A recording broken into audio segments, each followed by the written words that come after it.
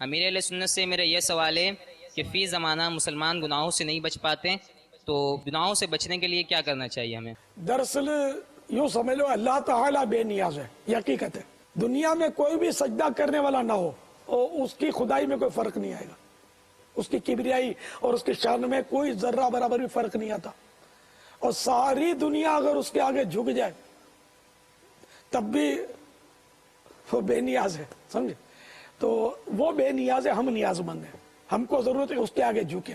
رہا گناہوں کا جہاں تک تعلق ہے تو گناہوں میں اس کی نافرمانی ہے، اور گناہ کروانے کے لیے شیطان اور نفس امارہ اس کو بولتے ہیں، جو گناہوں پر ابھارتا ہے، یہ دونوں بڑی طاقت کے ساتھ بندے کے پیچھے لگے رہتے ہیں گناہ کروانے پر۔ پھر فی زمانہ اس دور میں، پہلے اتنے گناہ نہیں ہوتے تھے، صحابہ کرام کا دور بہت پاکیزہ دور، تابعین کرام میں بھی گناہ کم ہوتے تھے، فاسقین کی تعداد کم تھی، تبع تابعین ان میں بھی فاسقین کی تعداد کم، نیک لوگ زیادہ ہوتے تھے، مسجدیں ان دنوں بھری بھری رہتی تھی۔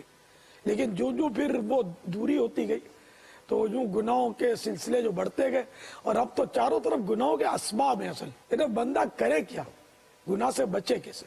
واقعی یہ بڑا امتحان ہے، بچنا چاہیے، بندہ کوشش کرتا رہے۔ اب جیسے میں کبھی نکلتا ہوں باہر گاڑی میں تو میری کوشش کیا ہوتی ہے کہ میں بعضوں کا توجہ جاتی ہے، ذہن بناتا ہوں کہ کسی عورت پر بے اختیار بھی میری نظر نہیں پڑنی چاہیے، حالانکہ بے اختیار نظر تو معاف ہے نا اگر پڑ گئی تو، اور جبکہ فوراً لوٹا لی۔ اب بے اختیار پڑنے والی نظر کو لوگ روکیں گے تو با اختیار سے بچیں گے نا۔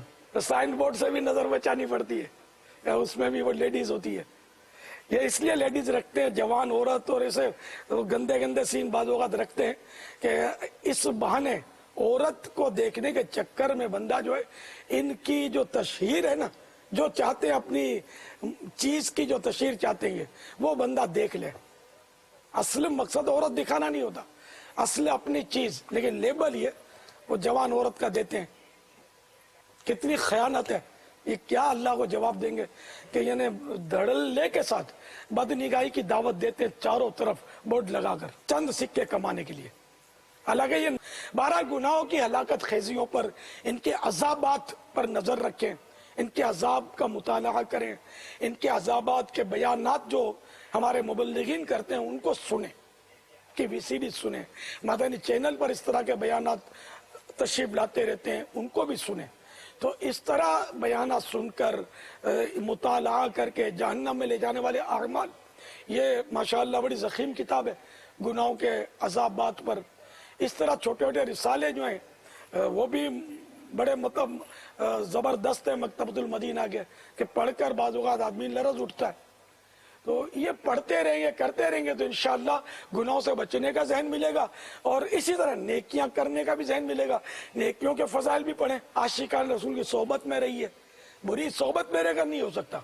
ہنسی مذاق والے اور بے نمازی یا شیوڈ اور اس طرح کے فلمی گانے گنگنانے والے، بات بات میں گالیاں دینے والے، اس طرح کے دوستوں سے اگر آپ کی ترکیب ہے تو پھر بولو کہ میں گناہوں سے کیسے بچوں؟